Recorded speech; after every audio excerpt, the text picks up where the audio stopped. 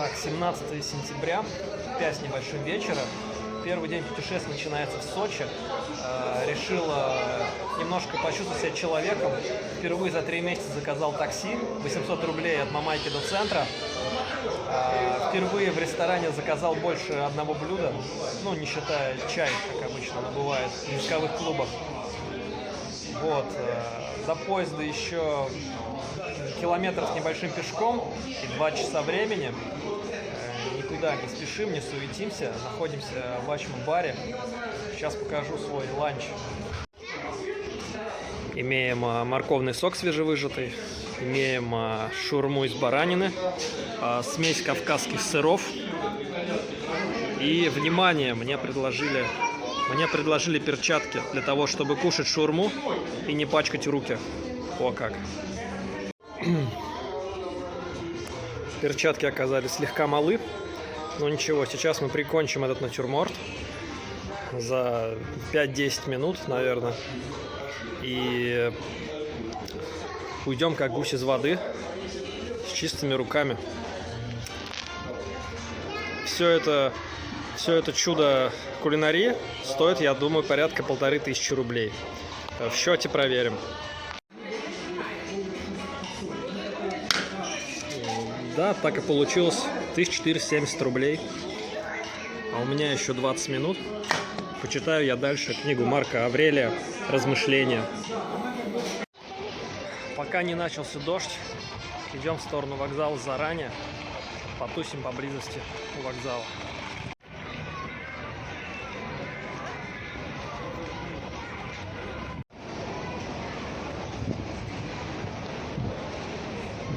Симпатичный вокзал, скажу я.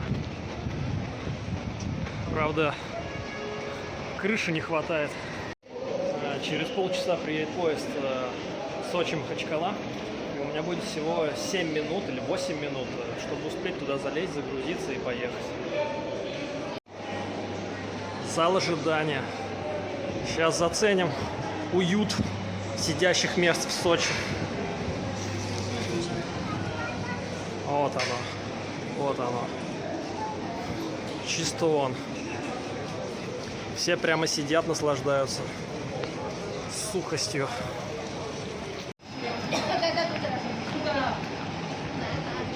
За 18 минут, за 15 уже стоим наготове. Ждем поезд. Вот он, долгожданный красавец. Чудо техники.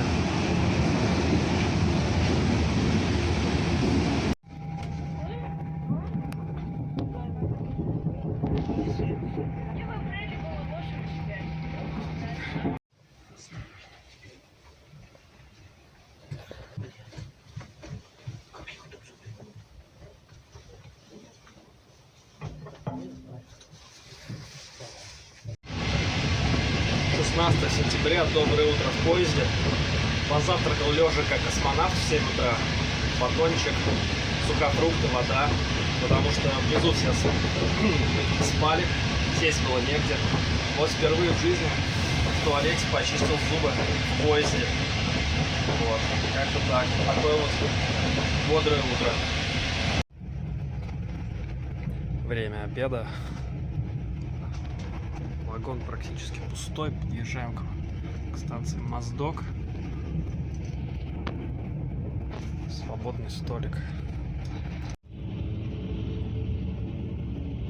Да. Такая глубинка.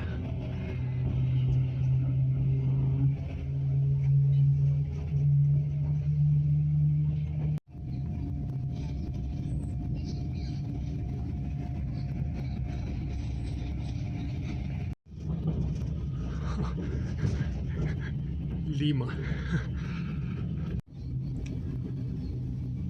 Так, что у нас тут? Замена моря. Черное на Каспийское. Подъезжаем к Махачкале. Сутки на поезде, я в Махачкале. Сейчас там что-нибудь съесть кавказского. Прогуляться пешочком с портфелем. И еще прогуляться. Запах шашлыка.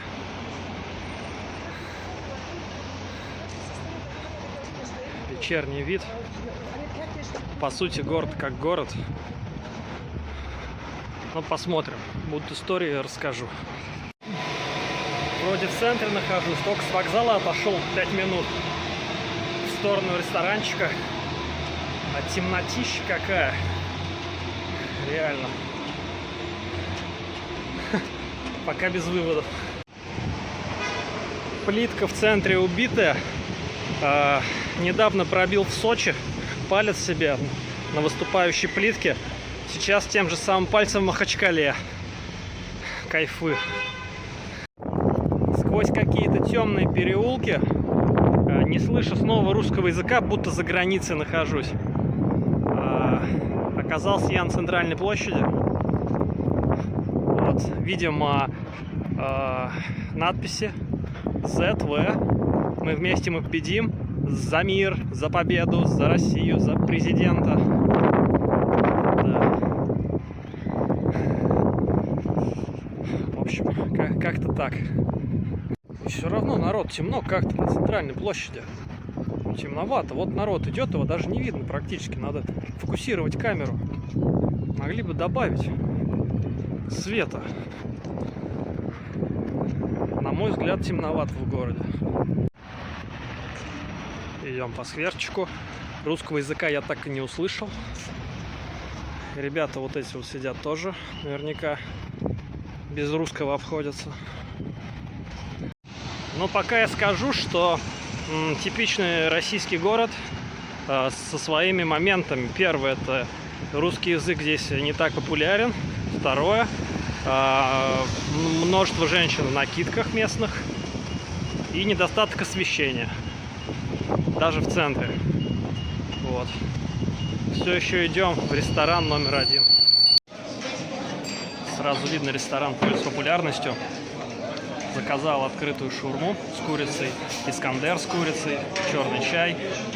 Ко мне подошли буквально через 2 минуты. Все нормально, уютненько. И в меню была вставка из дерева, чтобы не помялось. Очень разумно. К сожалению, в меню не оказалось так называемого дагестанского чуду. Это многослойная лепешка. Вот. А как хорошо в песне «Да-да-да, это Кавказ» пелось. Любит шашлык, любит чуду. Ну, вы без чуды, я сегодня остался. Порции просто от души. Итого на вечер мы имеем переизбыток калорий и снова недостаток освещения. Самый удобный в мире чайничек.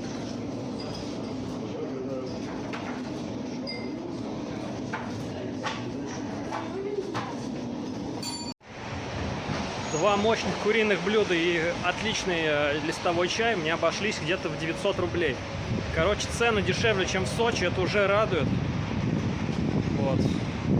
Что еще хочется добавить, чувствуется такой тестостерончик. То есть, как бы, я полагаю, все местные, они рождены с каким-то там 3-м разрядом по единоборству. Идем вглубь города, к мечети. Вот. Видно, что все идут в балахонах, женщины. Как-то так даже с одной стороны уважаемо, а с другой стороны обломно. Что все сокрыто. Ну, скорее уважаемо.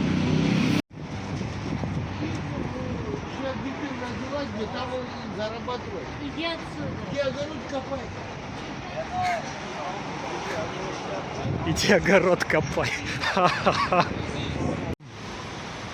подходим к огромной мечети.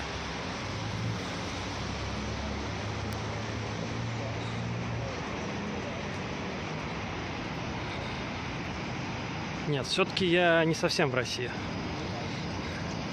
Что-то русских тут совсем немного. Мне кажется, меньше, чем в какой-нибудь Турции, Испании.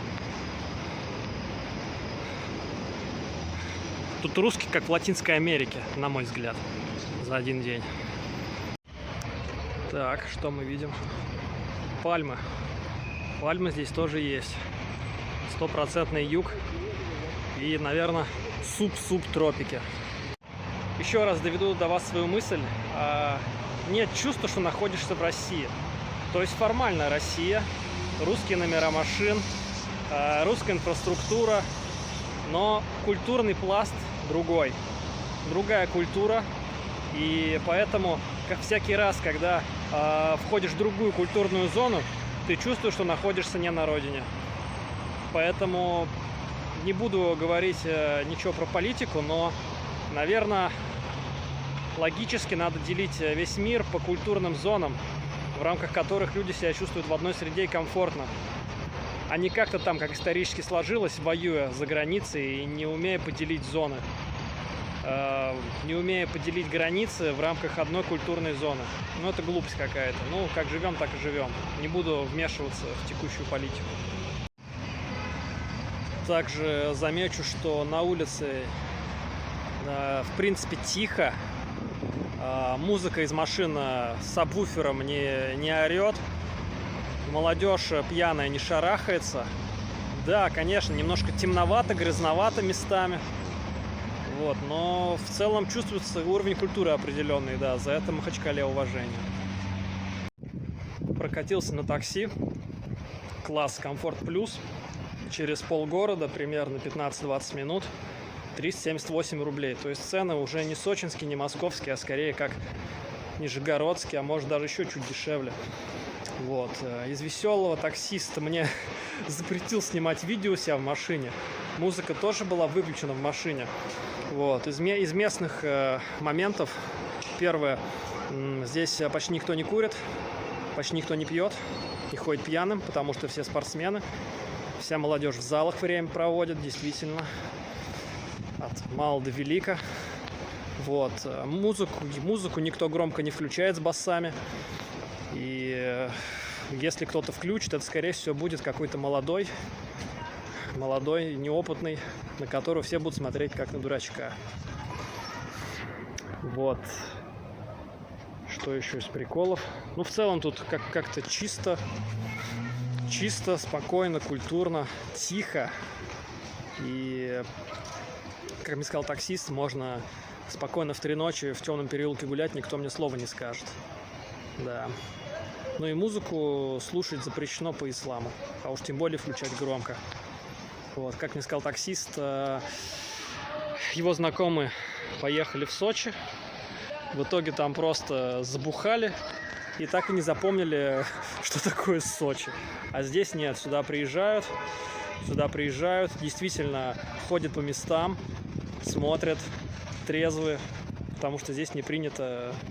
Здесь сама атмосфера такая, что вынуждает проводить отпуск здорово и культурно. Процедура бесконтактного заселения, то есть доступ в подъезд с помощью других людей, потом открытие ключницы на этаже при помощи кода, который мне выслала хозяйка в Telegram, и все, я в квартире, то есть все тут цивильно, кухня большая, диванчиком, лоджия, медитировать самое то, москитная сетка, современный жилой комплекс у моря. Жалко, этаж не последний. Вот такая вот спальня. Все четко, цивильно. Но вот незадача. Именно к моему приезду половина Махачкалы осталась без воды вообще. Поэтому в лучшем случае я помоюсь завтра перед поездкой в Грозный. Да, такое движение, и поленились поставить светофор. Ну, попробуем.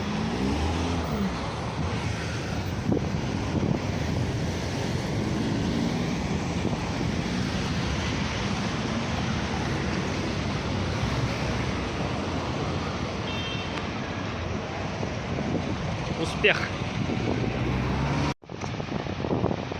Так, 18 сентября, еще нет 6 утра. Нахожусь на набережной Махачкалы, чуть подальше от центра. Вот, очень свежий ветер, такой морской, насыщенный. Солнышко, люди уже гуляют, уже занимаются спортом, оттачивают технику единоборств, разминаются. Вот, очень приятна близость к морю, жилых комплексов.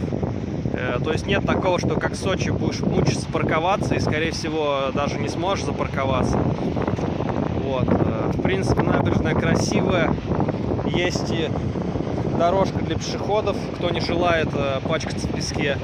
Есть раздевалка, отличная спортивная зона с классным покрытием.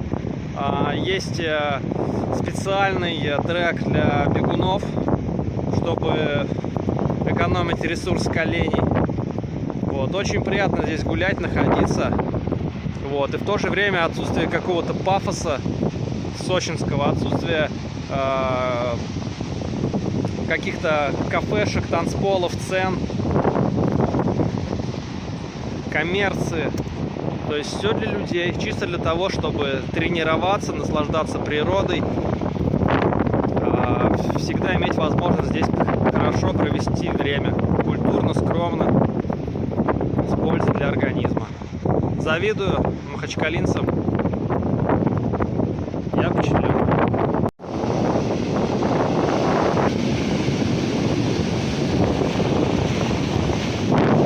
Махачкалинские волны вполне подходят для занятий серфингом. Это тоже плюс.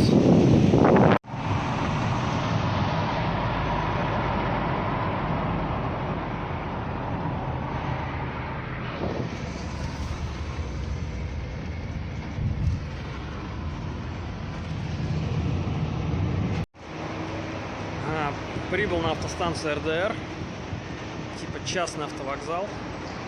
Надеюсь, сзади меня автобус тот, в который я забронировал на Туту поездку где-то за 700-800 рублей.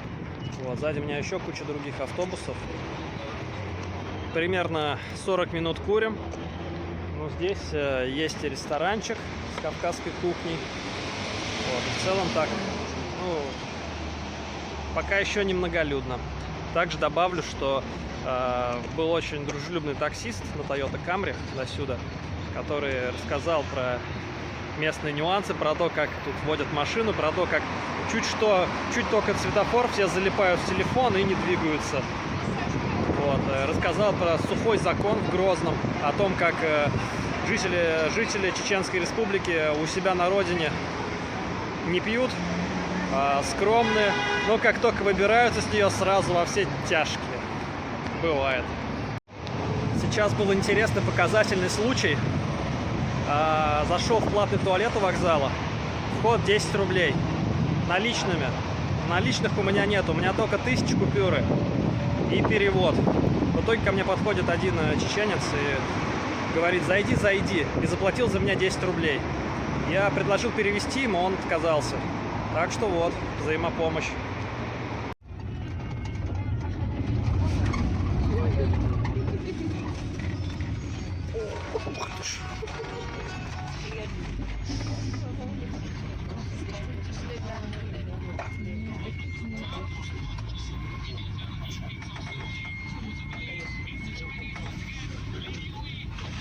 Суровые пробки по пути в Грозный. По первым впечатлениям, снова не Россия. Ну или у меня образ России какой-то узенький в голове был. На этот раз уже 90% женщин, которых я видел в тюрбанах или тюльпанах, или как там, балахонах. То есть стопроцентная мусульманская территория. Сейчас переходил дорогу возле торгового центра «Минутка». Шоссе опять нерегулируемое. По итогу один не уступил, объехал, а второй вроде уступил с номерами АА.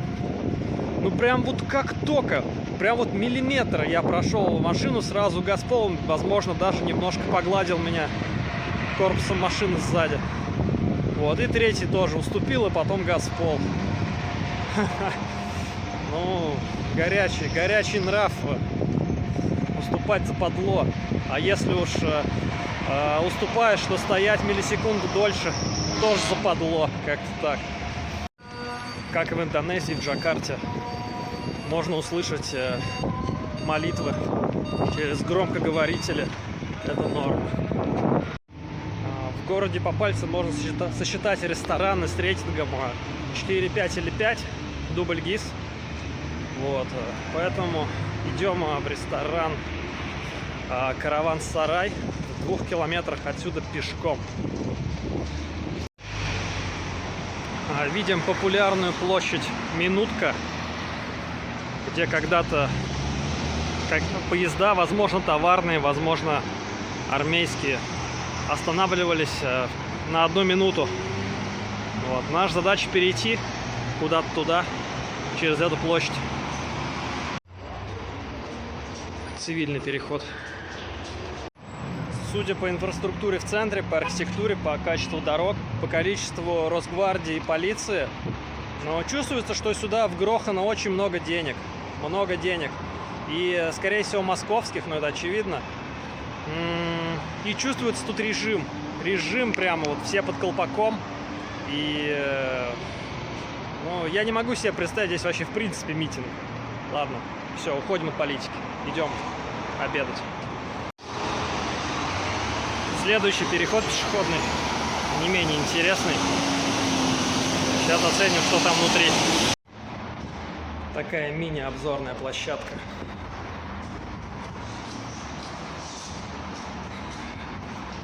Симпотно выглядит. Так он выглядит, вход в караван-сарай. Сейчас разберемся, в какую юрту мне идти.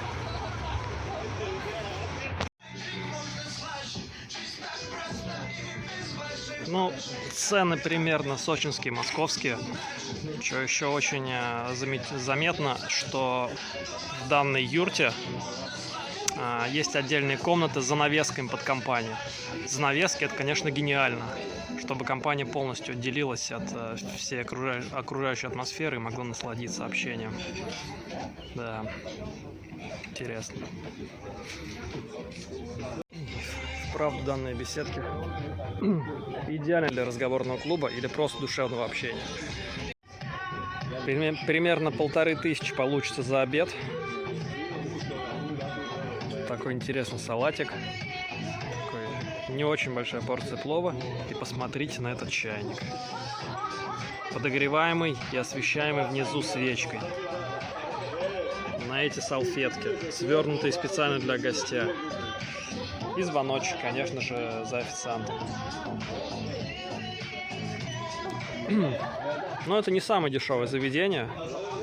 Но я чувствую, что своих денег это все стоит. Потихонечку заканчивается зарядка. Память в телефоне уже закончилась. Надо добраться до гостиницы «Беркат», где у меня оплаченная бронь. И вот незадача. Яндекс.Такси здесь практически не работает. То есть машин просто нету.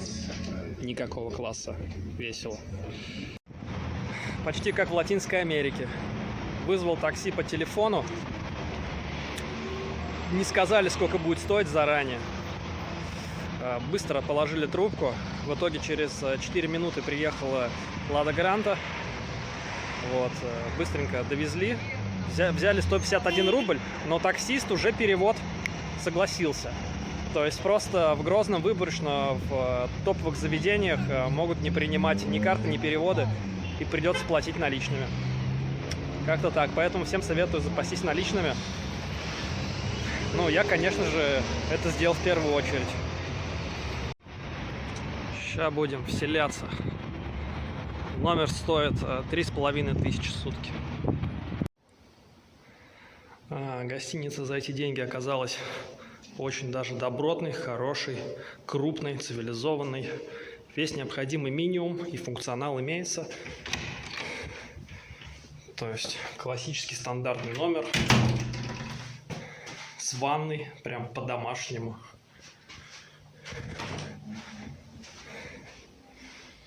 Письменным столом, журнальным столиком, стульями, кроваткой, шкафом, кондеем. Все как обычно. Ну и вид на автовокзал. Вид на автовокзал. Вот, как-то так. Снова повторюсь, что в Грозном невозможно снять практически жилье у кого-то. Вот. И в целом по менталитету как-то чувствуется такая закрытость, еще больше, чем в Дагестане. То есть еще более серьезные, еще более закрытые. Лишний раз чувствуешь себя здесь чужим, чувствуешь себя туристом. Вот. И ничего плохого не могу сказать. Но я бы вам не советовал ехать сюда надолго, если у вас нет тут знакомых, друзей или какой-то деловой поездки, бизнеса там или еще чего-то с местными. Просто так тут делать-то особо нечего. Да, архитектура интересная, город в принципе как таковой, небольшой, нормальный. В принципе, все тут есть, я думаю. Кроме какой-то вот теплоты, какой-то дружелюбности, какой-то расслабленности. Здесь все ходят собранные, слегка спешащие, замкнутые в своих делах и в делах своих близких. И в круг этих близких вы войдете очень-очень не скоро, если здесь будете жить. Но это чисто мое мнение. Вот. А дальше у нас ужин и прогулка в центр. Увидимся. Как интересно получается. В каких-то точках земного шара ты, даже зная язык, владея языком в совершенстве, не чувствуешь себя своим, чувствуешь чужим. А в каких-то местах, плохо зная язык, чувствуешь себя своим. Вот так вот все неоднозначно. Такие мысли появляются в Грозном. Так, мы видим знаменитую мечеть, сердце Чечни. Да, красиво, да, обустроено. Да, чисто. Фонтанчики, газон, все цветет. Прямо по курсу Грозный Сити. Я так понимаю, аналог Москва-Сити и построены на московские деньги. Чувствуется пафос какой-то. Вот чувствуется и все. Возможно, у меня обостренное чутье. Но в Дагестане я этого не почувствовал. В Дагестане, да, немножко подубита инфраструктура. Как-то посвободнее, пооткрытие, как-то поуютнее, что ли. Порасслабленнее. А так, да, как бы. И цены здесь московские, и деньги московские. И виды соответствующие. К сожалению, не на горы, а на город. Хотя не сомневаюсь, что и в Чеченской Республике тоже есть классные места, классные туристические объекты, смотровые площадки подальше от города, как и во всей России. Вот, как-то так. Посмотрим, может еще что-нибудь найдем, достойное вашего внимания.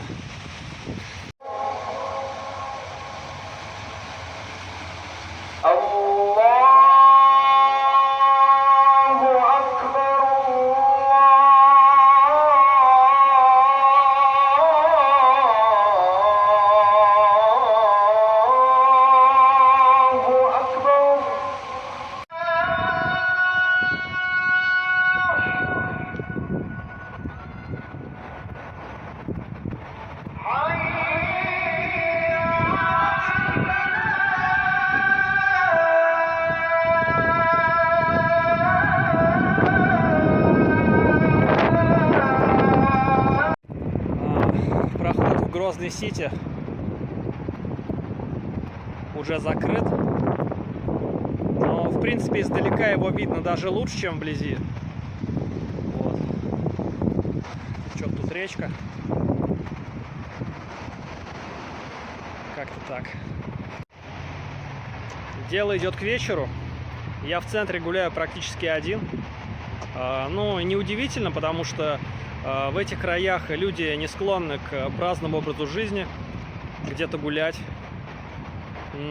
Это всего лишь мое предположение, но, возможно, они проводят время в храмах, в гостях у близких людей, может быть, в ресторанах, но точно не на улице, создавая лишний шум. Вот. Но чисто эстетически Грозный Сити, конечно, очень красив, обслужен, чист и спроектирован грамотно. Все по феншую, все красиво. Во всяком случае, внешне. Да. Зайдем-ка мы погреться в ресторан «Старый город». Не уверен, что он работает.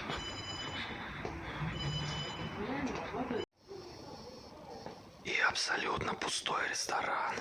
Даже свои официальные рабочие часы.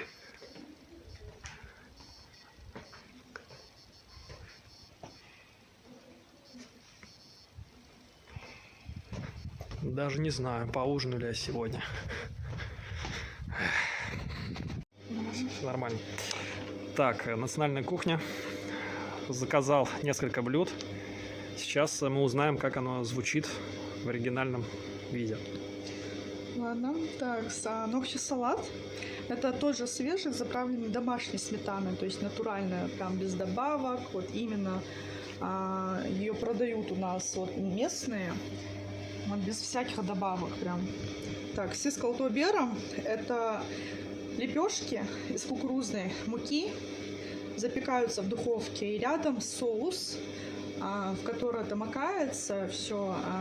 Так, состав творог чисто идет, соль и сметана тоже домашняя. Так, здесь галнаш кукурузная, это галушки с говядиной, это вареное мясо, говядина, антрикот.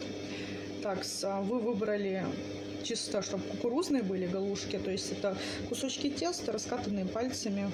Подается блюдо у нас с чесночным соусом и с луково-картофельным. То есть это галушки тоже, когда кушают, макают в этот соус. Вот, и в конце вот бульончиком запивать полезно. Что-нибудь тяжелое блюдо.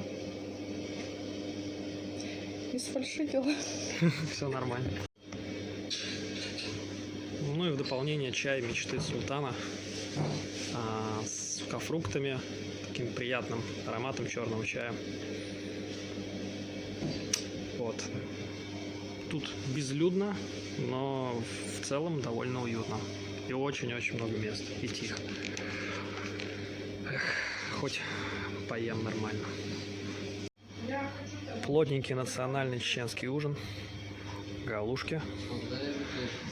Некие штуки творожные. Салатик. Чай с классным чайничком. И меня угостили сливой. Сейчас будем объедаться.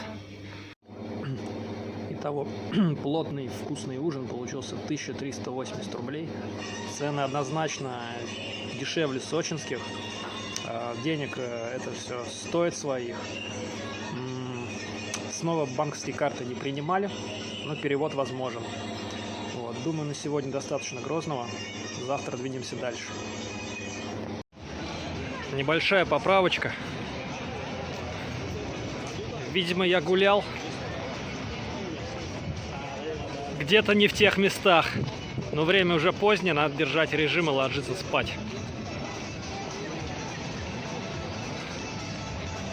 Да, тут повеселее немножко.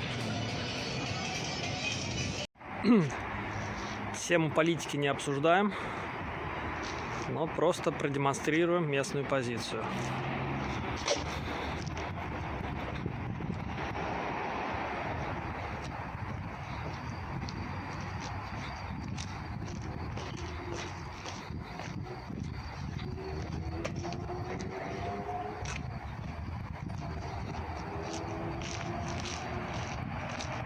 Как-то так.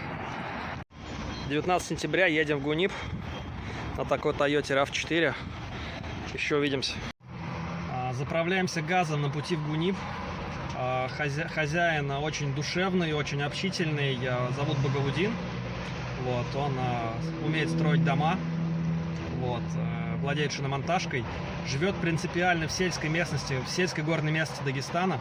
Вот, не любит большие города. Вот, трещим за жизнь, за мораль, за нравы, за религии, за браки, вот, за общество. Очень интересно. Всем рекомендую ехать в Дагестан на машине владельца. Вот. в целом сразу чувствуется разница с Чечней, наверное, по менталитету.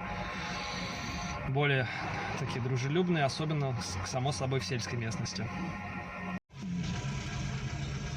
Крупный овощной рынок Республики Дагестан. Маршрут перестроен. Заехали по пути. Чего тут только нету. Вход 50 рублей. Оптовый рынок. Оптовый рынок, да. 50 рублей за въезд. Еще одно замечание по поводу языков. Так, к примеру, Багаудин говорит на аварском языке. Это один из местных. В самом Дагестане порядка 38 диалектов, совершенно разных языков.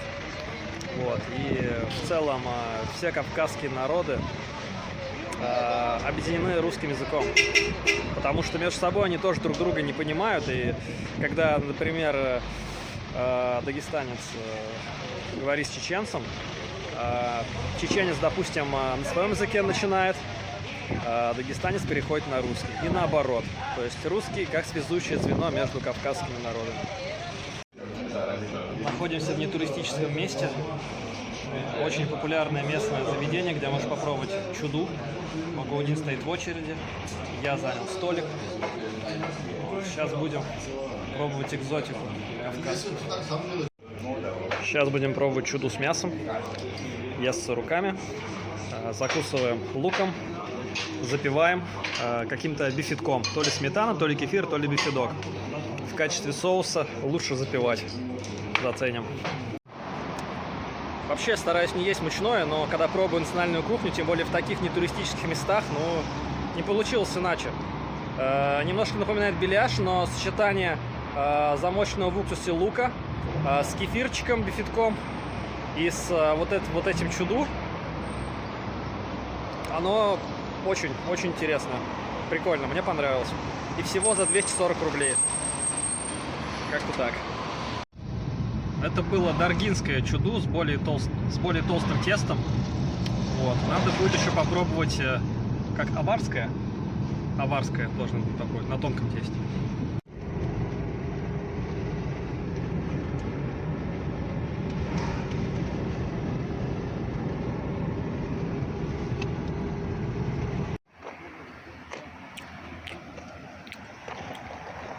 Как вам вид?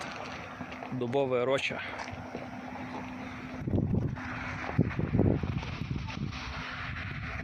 Высота примерно 1000 метров.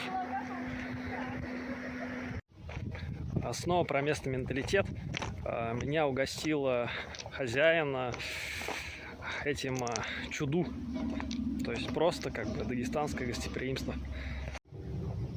Так, вместе смотрим, медитируем на Сулакский каньон.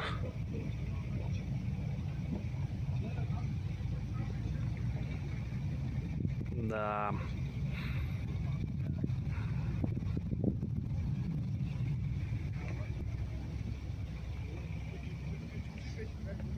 Вот реально смотришь с такой высоты на такие места. Видишь пролетающего орла, который находится ниже тебя уровнем. Видишь какие-то там лодочки внизу, домики. И где-то там же внизу видишь свои проблемы в горах. Свои мелочные какие-то комплексы, тупые мысли, суету, лишние телодвижения, которые по большей части не так уж и важно и заслуживают внимания. В горах реально видишь вещи более глобально и умиротворяешься. Легко можно понять местных жителей, которые не хотят ехать в город, когда такие просторы повсюду.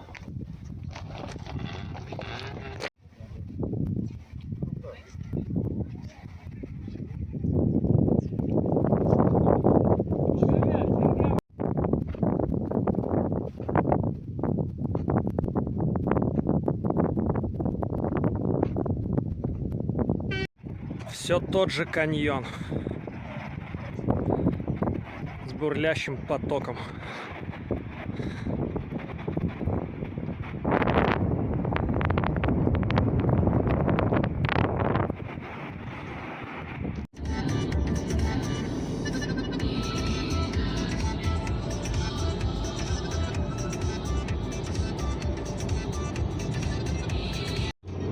Не, реально, приор много.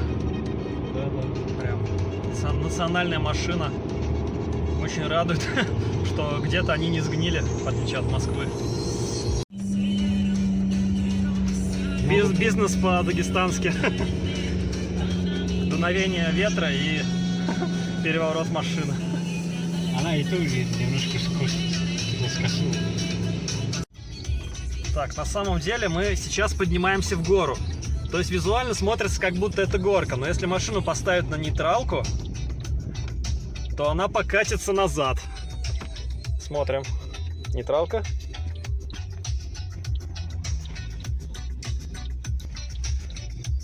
Машина едет как будто в горку. В горах какое-то свое гравитационное поле и обман зрения. Ну да, обман зрения. Это такой... А здесь на самом деле сейчас подъем. Жесть. У нас самый длинный туннель, да? Ну, 4 километров, 400 метров длина. Ага. Ну, 450. в Сочи такие же, но не такие же по длине. Интересно. В этом туннеле, когда едешь, понимаешь, что на выходе из туннеля может быть другая погода, другие условия, другая видимость. Весело.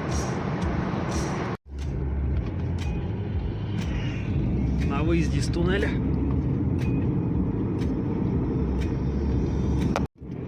Что-то да, высота горы в камеру не попадает. Облака мешают.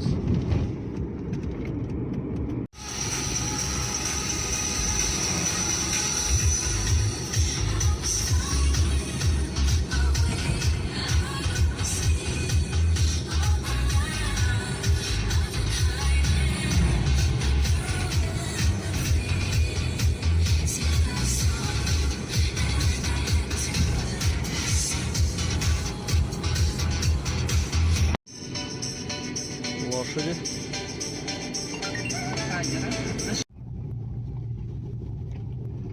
Почти добрались до Гуниба, центральная площадь. Вот там кафе Атат, видите? Ага. Это очень популярный кафе тоже. Вот там кафе Баракат напротив. Угу. Вот с той стороны. А я жить буду еще повыше, да, там где-то. Ну, здесь мы уже приехали. А, уже Это приехали. Тоже, да, она тоже Шикарно. здесь рядом находится. Да, ужин проще некуда. Плов с дополнительной подливой. Овощной салат. Да, в Гунибе что-то все позакрывали. Тем не менее, много русских, много туристов есть в Алберес.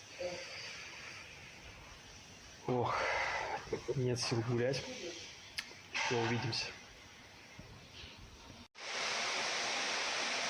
20 сентября, 6:40 утра. Я все-таки смог это сделать. Я смог себя отодрать с кровати. На улице плюс 10 градусов. Это супер дубак для меня. После тропиков, где мне нравится жить. Но, собственно, я здесь как раз ради какой-то встряски. Ради каких-то других видов. Другой атмосферы, другой активности. Ну и температуры тоже, чего уж. Как говорится, кто не был в Гунибе, тот не был в Дагестане. Так, показываю вид с балкона. Вот так.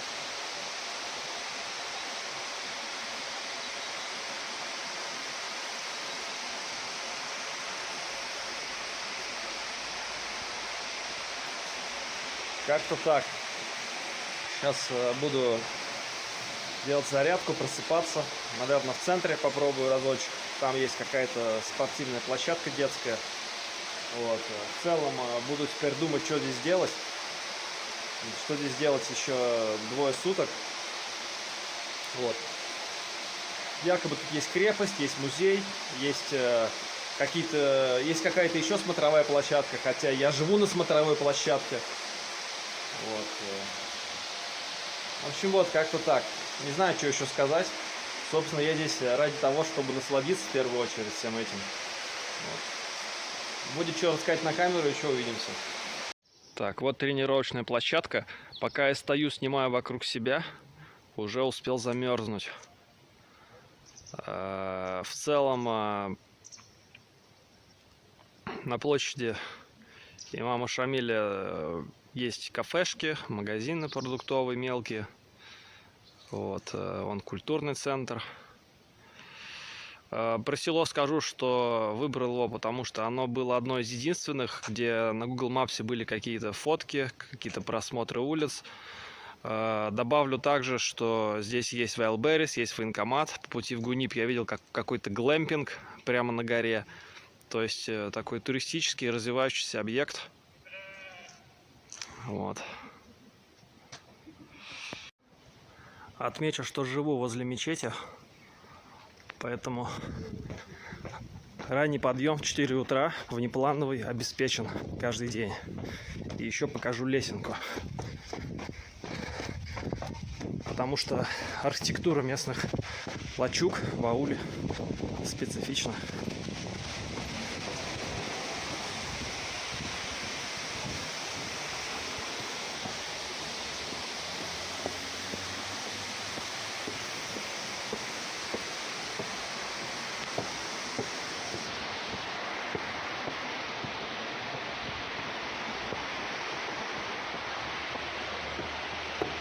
Стул для медитации.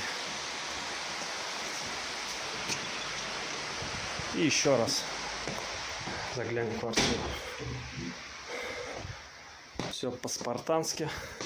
Без двуспальной кровати, без микроволновки, без стиральной машины. Толчок мусульманский. Ладно, хоть со смывом. Вот. Как-то так.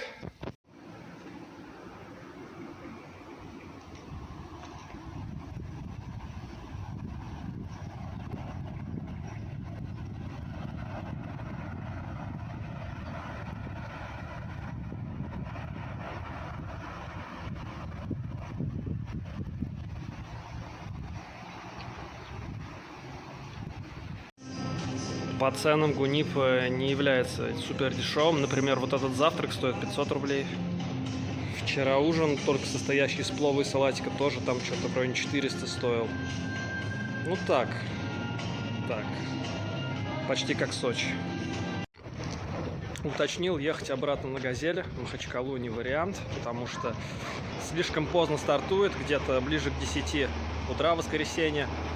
Вот. Не знаю, сколько это стоило бы, но у меня поезд 12, поэтому едем снова на машине Багауддина и отвалим 7 или 6 тысяч, сколько там, 6, наверное. Вот. А вот так выглядит настоящий кавказский чуду с мясом на тонком слоеном тесте. Продолжаем культурную программу. Почитал Википедию, зашел в краеведческий музей, пристроился к группе, бесплатно что-то послушал. То, что в принципе уже читал в Википедии.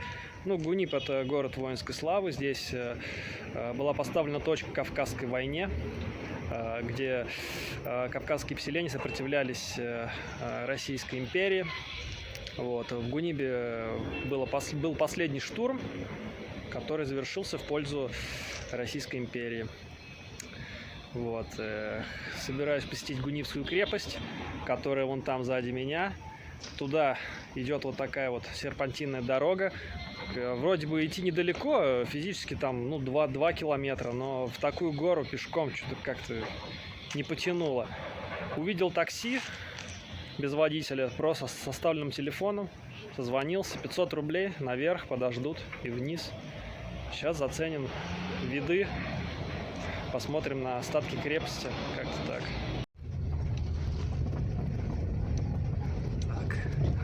Более точная информация, то что это у нас крепостная стена, а не крепость. И она не участвовала в осаде, а была построена уже после взятия Гуниба и окончания войны.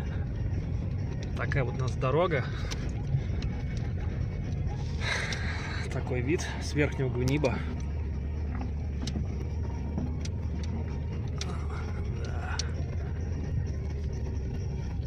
Пешком бы сюда поднимались долго. Подниматься можно, но время пройдет. В третий раз послушал историю взятия Гуниба. Собственно, самого аула, который находится выше, его уже нет. А аул, который сейчас верхний, средний, нижний Гуниб, ну, современный Гуниб, этих аулов не было тогда, во времена войны.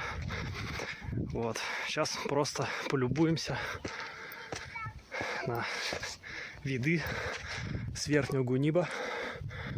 А вон там у нас то, что изображено на картине Айвазовского, тоже там с Гунибом связанный. И где-то там же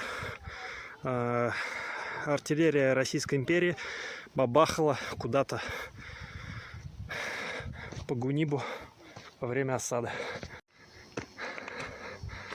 Карабкаемся, карабкаемся. Немножко сошли с протальной дорожки. Такой вот хребетик.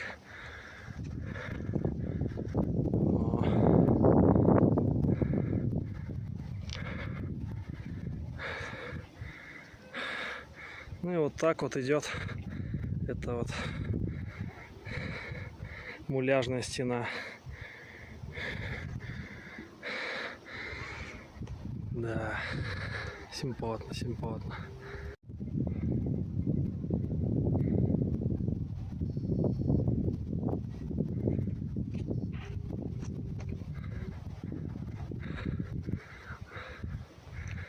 Не хватает иллюминатора самолета, не правда ли, народ? А стена полуразрушенная так и уходит куда-то вон туда, туда, туда, туда, туда. Там тоже чуть-чуть есть. 4 километра длиной. В самый конец хребта вот этого маленького идти смысла нет. Дорога все хуже и хуже. Вернемся к башенке. Да, ну конечно. Ну вы сами все видите. Фу, чтобы забраться сюда, потребовалось немножко уже альпинизма. Страховки нет, поручней нет. Еще спускаться обратно. Вот здесь вот. Да. Свобода в чистом виде. Уровень орлов. Вон парят. Ребятки. Эх.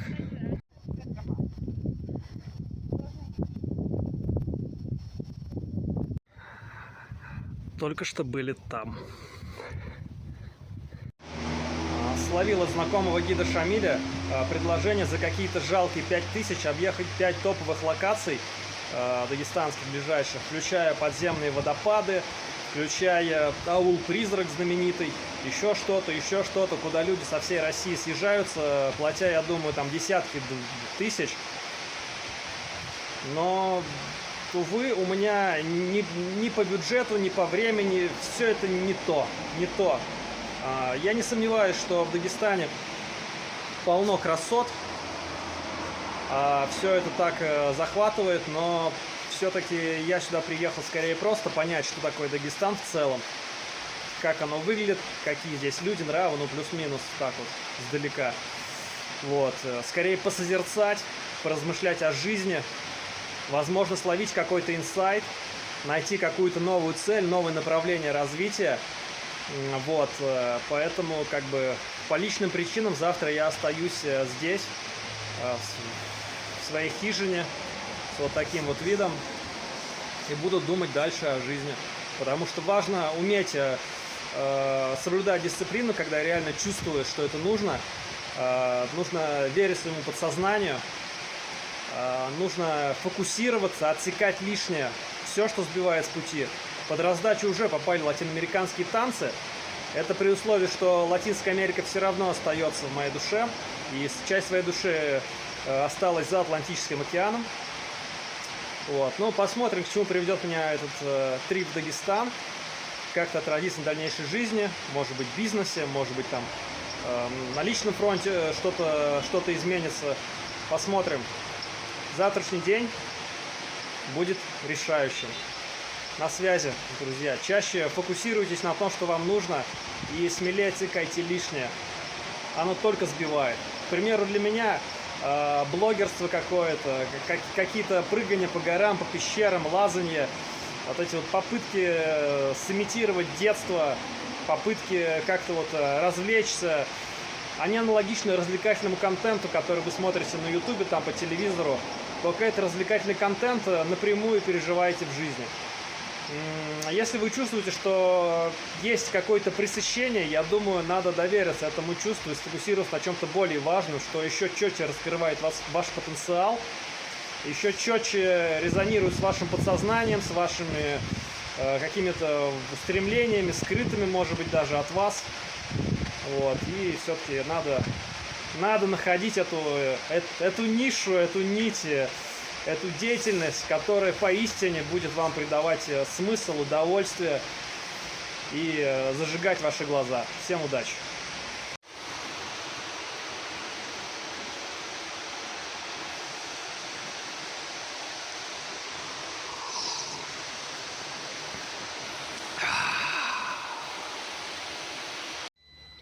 Еще немного моментов про местные отношения, браки по старинным традициям Дагестана. Как сказал Багаудин, по Корану можно иметь официально 4 жены. И это сделано для того, чтобы не было блядства, разврата, чтобы мужчины не ходили налево. Уж лучше 4, раз уж такой бурный нрав.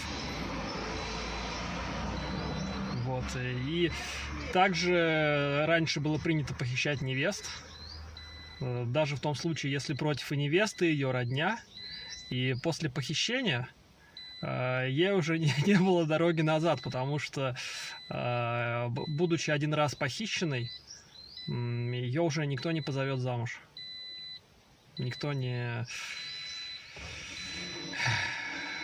захочет к ней свататься. Вот так вот интересно. Такая вот мужская диктатура. Ну, сейчас, конечно, уже все не совсем так, все размывается, но тем не менее. Вокруг каменные горы и вот такая песочная гора, прикинь. Чистый песок, как пустыня. Классно. Туда поднимаешься, там как пустыня, вокруг гора песочная. Как образовалось?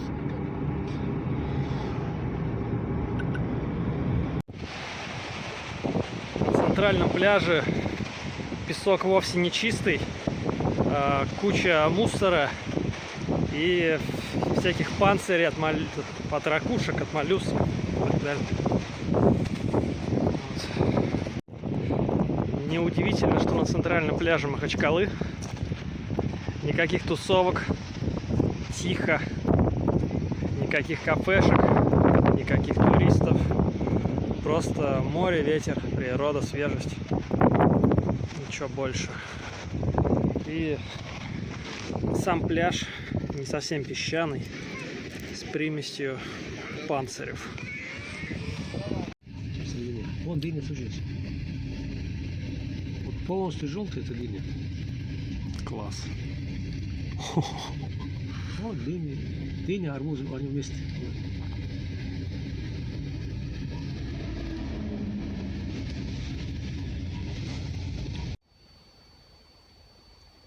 Снова по душам общаемся и снова удивляюсь тому, как здесь относятся жены к мужьям. И интересное следствие беседы, что многие русские пьют из-за своих жен, которых сами же они распустили.